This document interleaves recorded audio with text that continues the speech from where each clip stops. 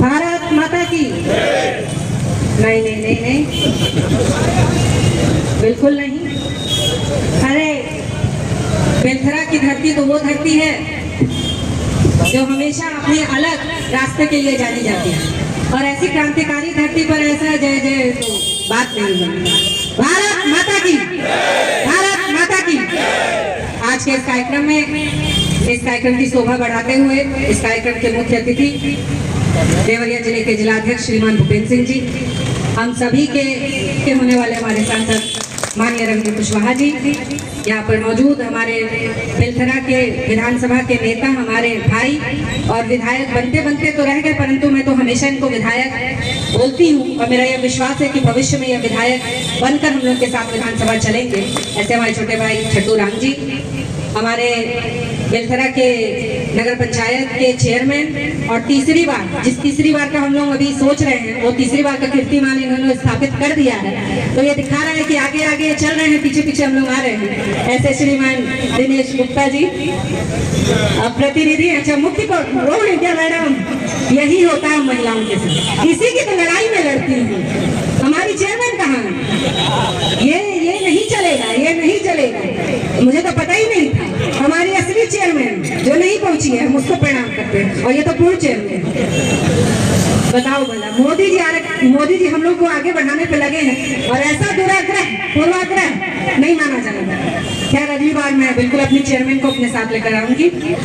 यहाँ पर समस्त विधानसभा के संयोजक, प्रभारीगण, यहाँ पर मौजूद समस्त मंडल अध्यक्षगण, समस्त श्रेष्ठ अभिभावक बंधुओं, साथियों, आज ये केंद्रीय कार्यालय का उद्घाटन हो रहा है और सबके मुंह से निकल रहा है, सब लोग ये कह रहे हैं कि तीसरी बार मोदी जी प्रधानमंत्री बनने वाले हैं। साथियों, इसमें कहीं कोई दो राय है क्या?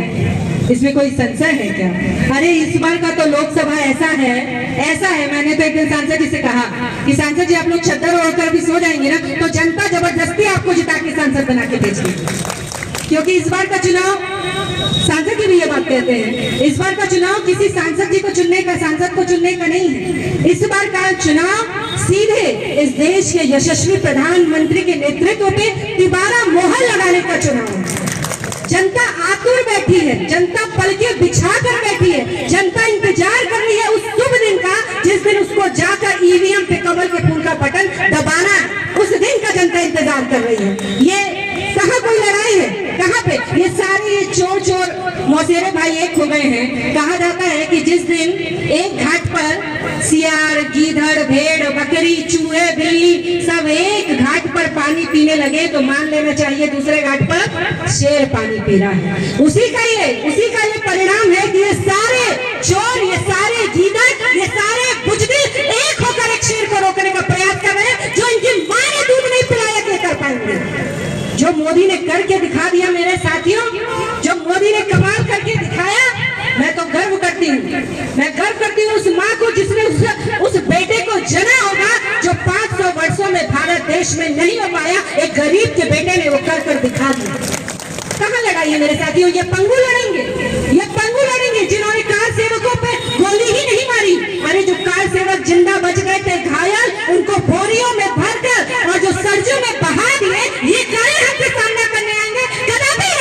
कदापि नहीं मेरे साथियों। हम धर्म के साथ हैं, हम धर्म का ध्वजा लेकर चल रहे हैं। हमारे साथ हनुमान है, हमारे साथ श्री राम है। अरे जिसने श्री राम का काम किया, कितनी बड़ी बात है साथियों। ना जाने कितनी पीढ़ियां बीत गई, पर श्री राम ने चुना हमारे और आपके बीच के एक मामूली कार्यकर्ता को अपना इतना बड़ा काम करने के लिए। श्री राम ने हमको चुना है, हमारी पार्टी को चुना है। तो जिसने राम का काम किया है, जनता उसके साथ खड़ी रहेगी। और अभी तो यहाँ लड़ाई है, मैं बता देना चाहती हूँ इन गीदड़ों को कि अभी यह लड़ाई है, पूरी लड़ाई अभी बाकी है, पिक्चर आनी बाकी है। आने तो दो, आ रहे हैं 2024 में। अपने बाहों को संभाल के रखना, अपने तेवर को संभाल के रखना।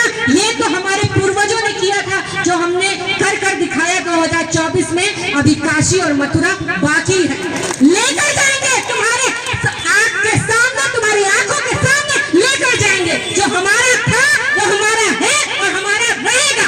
कोई माइकल लाल हमसे वो छीन नहीं सकता। बस एक संकल्प हमको लेकर चलना है मेरे साथियों, एक संकल्प। वो क्या?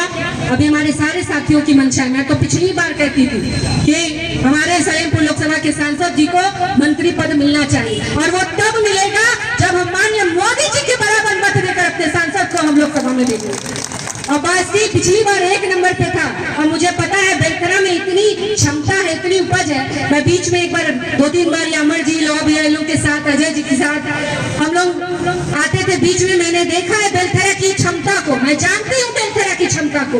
बिना किसी नेता के बेलतरा में जो जोश था, जो ऊर्जा थी, आज तो उसका नेतृत्व स्वयं नरेंद्र मोदी कर रहे हैं मेरे साथियों। ये बेलतरा कितने वोटों पे जाएगा इसका कोई अंदाजा नहीं है। इन विपक्षियों की जमानत जब्त होगी बेलतरा में, मुझे पूरा विश्वास है। और कंपटीशन इस बार बेलतरा बासडी को देगा।